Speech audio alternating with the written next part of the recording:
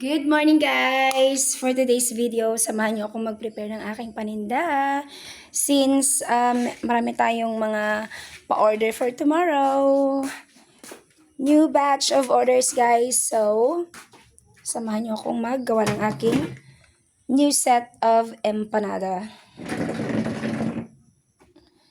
And, hassle lang talaga guys. Pero, para sa business, keep moving. Diba? Kailangan natin ng electric fan guys dahil magenit. At habang ano guys, ano ba yung tawag noon?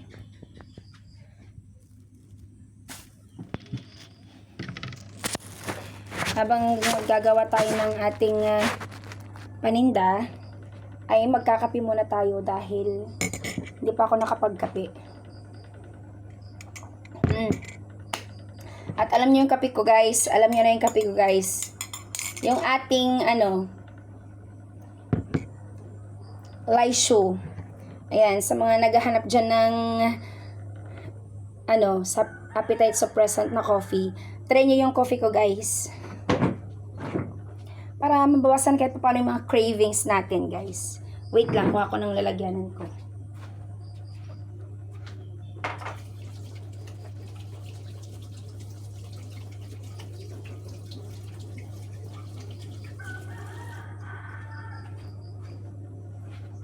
At mamaya, gagawa tayo ng dough para sa ating empanada. Ayan. Excuse lang sa mga sinampay ko guys ha. Kasi kagabi, right after kong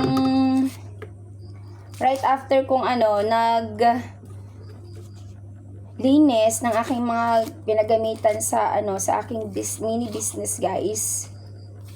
Naglaba pa ako guys. Ayan. So, super duper pagod talaga ako. Pero worth it naman guys. Dahil kahit papaano naubos naman yung ating mga paninda. At meron po tayong another set of orders. Para naman po bukas. Ayan. Thank you so much po sa nag-order. Ayan. Tapos, right after nating maggayat ng mga ibang ingredients para sa ating empanada guys. Magluluto din ako ng aming lunch. Yan. Since meron tayong Junakis at nag-aaral, so kailangan pagdating niya is prepared na ang ating food. Yan. Thank you so much Lord for the everyday blessing guys. Diba? Mapamaliit man yan or malaki guys. Basta biyaya yan ng taas.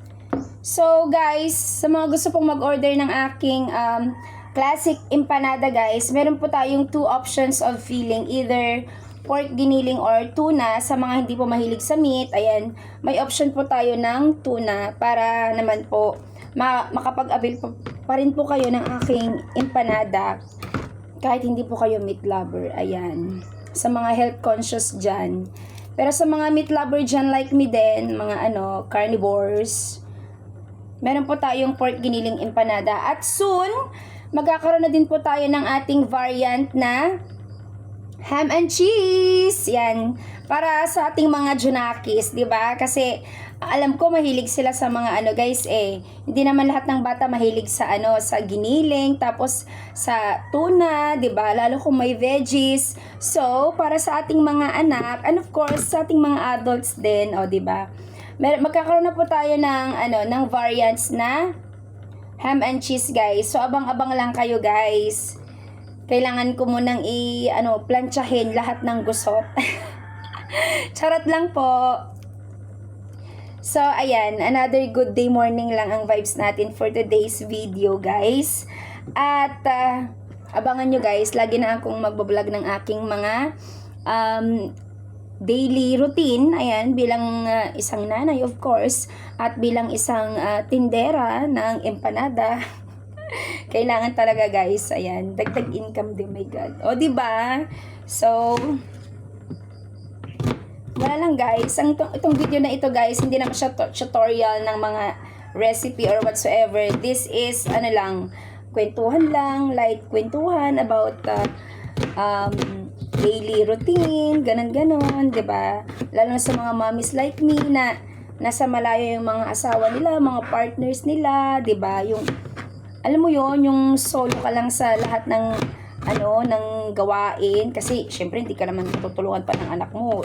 Ilang taon pa lang naman, alangan siya yung magsaing mga ganito ganyan, 'di ba guys?